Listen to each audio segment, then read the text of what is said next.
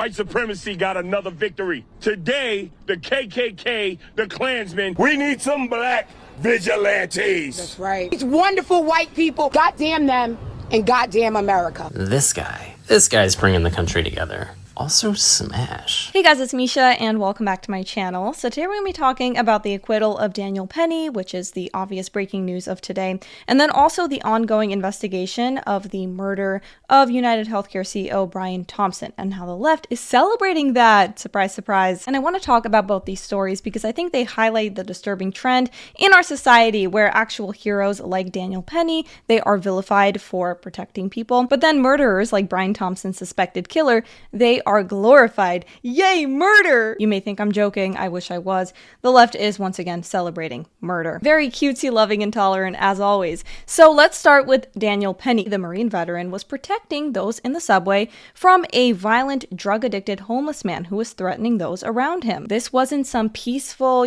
black man just minding his own business who was attacked by an evil white guy. So while he was threatening everyone around him, what did Daniel Penny do? He stepped in like a real man, restrained him until NYPD arrived. But of course, since Daniel Penny is white, Jordan Neely was black, Daniel Penny was labeled a racist. Inevitable nowadays. Saving lives apparently makes you a bigoted monster, and we all know very well that if the races were switched and Daniel Penny was a black man, BLM would also be on board that he's a hero, good job. But in this case, of course, he's a bigoted monster. And also the young men who watch this case unfold, I hope will understand what true toxic masculinity looks like, not what modern feminists say it is, where it's, oh, he held the door for me, so toxic. No, toxic masculinity was violently threatening those around you, including the innocent men, women, children in that subway. And Daniel Penny, who bravely stood up to that, it shows us that it's not just okay to stand up for what's right, it's necessary. This is especially great news, surprising news for New York, where it's become the norm to allow these mentally ill, homeless people who are threatening others with many prior arrests to roam free. But of course, not all feel this way.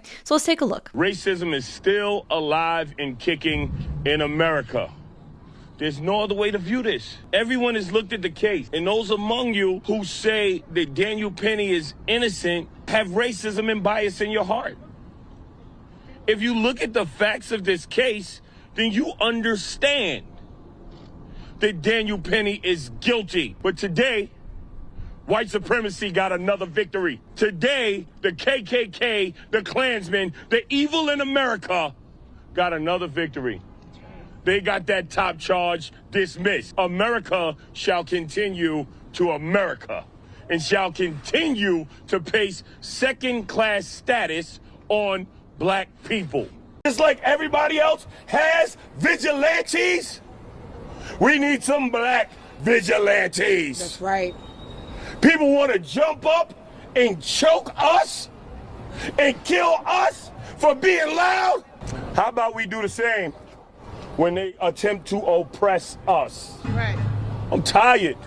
He's saying we need black vigilantes. No, what we need is accountability for everyone, regardless of race. Justice isn't about hate, it's about the facts. This was in no way some racially motivated hate crime, no matter how loudly you keep pretending it was. None of that is going to change the reality of the case, which was, by the way, that Jordan Neely was actually alive when NYPD arrived. That's a fact. But of course, the BLM protesters do not want to hear this. They're calling for violence once again. I wish I could say I'm surprised, but you know. BLM had threatened to burn down parts of the city, cars, whatnot. Let's watch. They're angry over Daniel Penny being found not guilty. I just want to say, I miss my son. My son didn't have to go through this. I didn't have to go through this either. It hurts. Really, really hurts. What are we going to do, people? What's going to happen to us now? I had enough of this. The system is rigged. Come on, people. Now, I'm sure the family, the friends of Jordan Neely are sad. That's understandable. And this is Jordan Neely's father here. I understand all that, but where were you when he was homeless, when he was sick, when he was on drugs, when he had those 42 prior arrests? 42. Where were you then? Why do you show up now? when he's no longer with us. It's devastating that it got to this point, but where were you as a father when your son was living on the street? Labeled a drug addict and labeled a crackhead. The only crime that Jordan Neely was guilty of was the color of his skin. Come on. Again, false. 42 prior arrests. Threatening people on that subway car, saying someone was gonna die. What does that have to do with his race?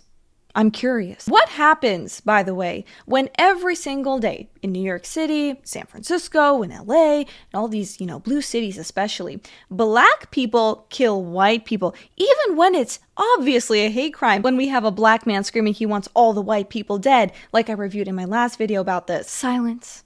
Complete silence. But luckily for Daniel Penny, his skin was not like Jordan's. These wonderful white people, I hope they celebrate their Christmas while the Neely family is praying and asking God for comfort. Goddamn them and goddamn America. Here are the protests. Wait, Joe.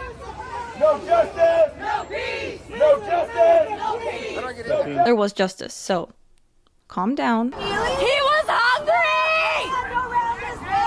He was killed for being poor! No justice! Shame on you! He was hungry. Hey, so guess what? Being hungry does not give you the go-ahead to threaten those around you. They don't give a goddamn about us. I didn't hurt nobody or kill no goddamn body. But I did more time than that man did for killing somebody. You're going down, Mr. Why did you threaten me? Why did you threaten me? You can't threaten me. It's going down, Mr. Trump. Where's America great? Only for the white people. Only for the Is this an interpreter? What is he saying? white soldiers. Only for the white soldiers. Oh, I think it's just another mentally ill person. What is going on? Then again, these events do tend to attract those kinds of people. That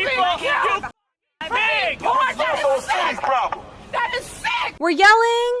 Oh, we're yelling! What are we yelling about? I don't care. Let's just yell! To the woman who claims he was killed for being poor. No, ma'am. He was restrained for threatening people's lives. Poverty is heartbreaking. It does not give you a free pass to harm others. Here, Penny, a 26-year-old Marine veteran and architecture student, was charged with manslaughter and criminally negligent homicide for the subway chokehold death of Neely, a 30-year-old homeless man with schizophrenia who barged onto the train shouting death threats while high on a type of synthetic marijuana known as K2. No, guys, he did nothing wrong. He just wanted some food. He was killed for his skin color. The incident happened on May 1st, 2023. Neely barged onto an F train in Manhattan, screaming death threats. Witnesses testify that Neely's threats scared them more than a typical subway outburst would. That says a lot, by the way. As someone who has been on the New York subway, these 4 seats facing each other, that's where usually the mentally ill homeless people are. So sometimes they're sleeping, sometimes they're doing drugs, sometimes they're pissing and shitting on the floor, sometimes they're hurling threats at others, and you just kind of, avert your eyes and try not to bring attention to yourself and then hope for the best, that they won't punch somebody or push somebody or kill somebody. That's kind of just the way it is. The best case scenario is either silence. That would be a miracle. Also, calm and you get used to it. It's showtime! Showtime! And then these crazy people start singing, asking for money, more like demanding money.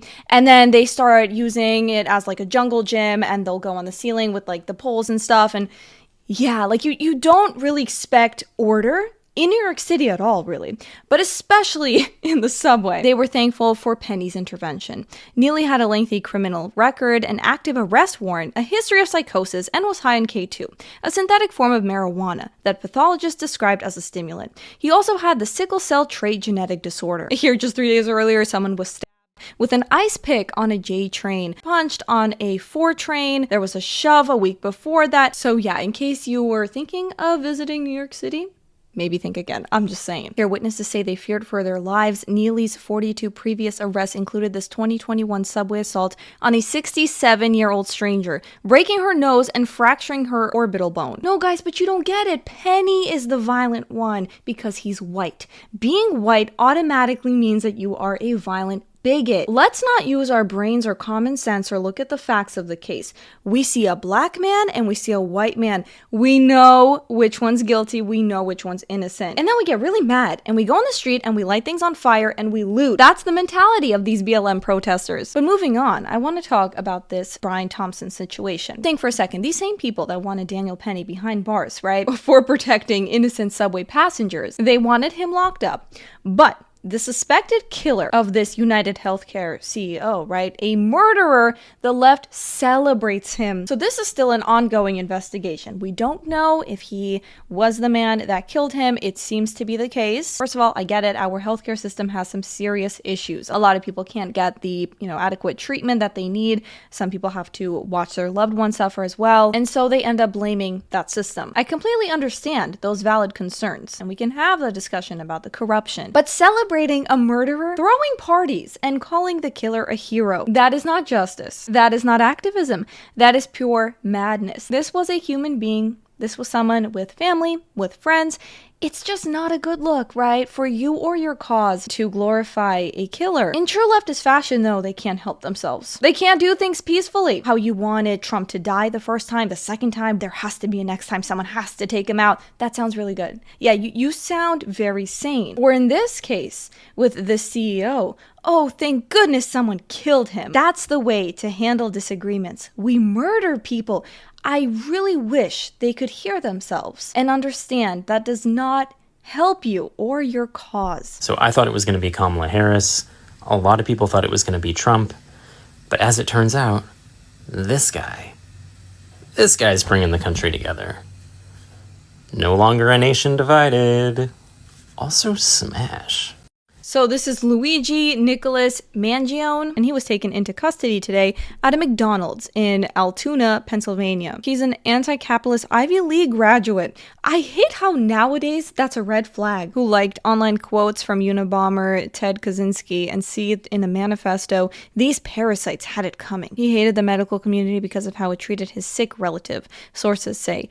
Again, valid. Murdering the CEO because of this is not valid. It is not something we celebrate. Oh, no more corruption. Everything's fixed. No, you're going to prison. Same corruption, you're going to prison. Congrats, you ruined your life. Good job. But it gets better. New Yorkers celebrate assassination of UnitedHealthcare CEO with shooter lookalike contest. I wear this everywhere. So cute, guys. So cute. You just look better and better every single day. I wonder why more and more people are leaving the left. It's such a mystery to me. Again, Brian Thompson was a human being, whether you liked him or not. Glorifying violence in this way is disgusting, and it's become so common on the far left. But here's the thing, whether it's Daniel Penny or Jordan Neely or Brian Thompson, violence, death should not be celebrated. Daniel Penny's actions were not politically or racially motivated. He stepped in to protect innocent passengers from a violent threat and was rightfully acquitted. On the other hand, Brian Thompson's murderer felt that it was justified to kill the CEO because of his views on the healthcare system. In a society that excuses murderers but then condemns those who are trying to protect others is on a very dangerous and destructive path. So again, let's choose the better way forward. Let's not celebrate anyone's death. Let's try and fight for true justice. Let's actually look at the facts and use our common sense. And that's all for today's video, guys. Please let me know what you think in the comments below. Also remember to like, subscribe, and hit the notification bell, and I will see you all in the next video. Bye.